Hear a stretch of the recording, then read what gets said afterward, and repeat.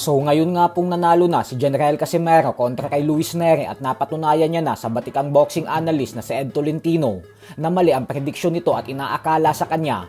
Kaya naman naglabas na ng sama ng loob at galit ang angas ng Pinas. Pinagmumura po kasi ni Casimero si Tolentino sa live ni Joseph Rivera sa kanyang YouTube channel na PSYT. At dito niya na binalikan ang sinabi ni Tolentino na kahit daw leche flan ay walang plano si Casimero. Ayon kay Cuadro Alas ay wala daw talaga silang leche flan pero lahat umano ng putahe at sangkap ay kumpleto sila. Panoorin po. Boxing analyst na yung matanda na yung bungal. Tolentino. Oy, Ed Tolentino.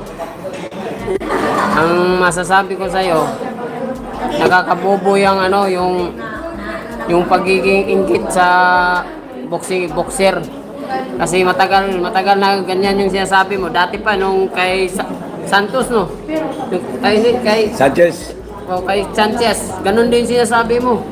Ngayon, ganun din. Sabi ko, tanga talaga itong matanda na to. Sabi ko, kung di pa siya tanga, ikaw nga, kakain ka ng 5 kilo, kaya mo yun? Kaya na, bubo talaga, no? Sinong kaya nun? Sinong kaya niya siya? Kaya ba niya?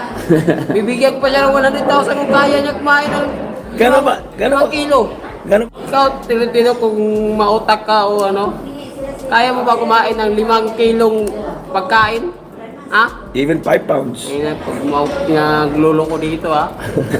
Kung hindi ka ba tanga, huwag kang boxing analyst.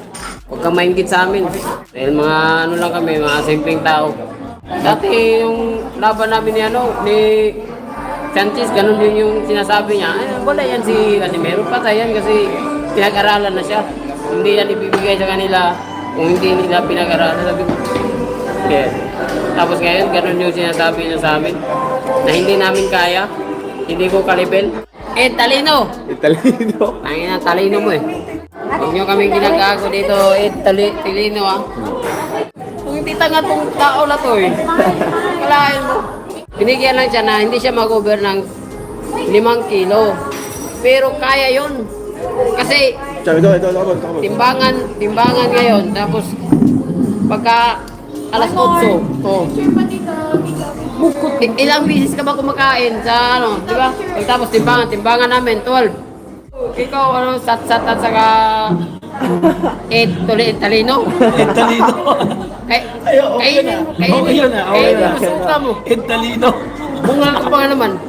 Wala yung respeto ko sa iyo. Ako, nakakano ako sa mga matatanda eh. Pero sa naririnig ko ng mga pinagsasabi mo, tarantado, minuto-minuto. Mapapamura tayo ditong matanda na to eh. Kompleto kami. Yung wala lang sa amin yung litsi plant mo. Wala kami niyan. Sari-sari po tayo, meron kami. Pero yung litsi plant mo, wala kami niyan. Tingnan mo, kainin mo yung litsi plant mo. Respetuhin ka. Pakinggan ka, marespeto ka. Yung mga totoong nakikita mo sa tao.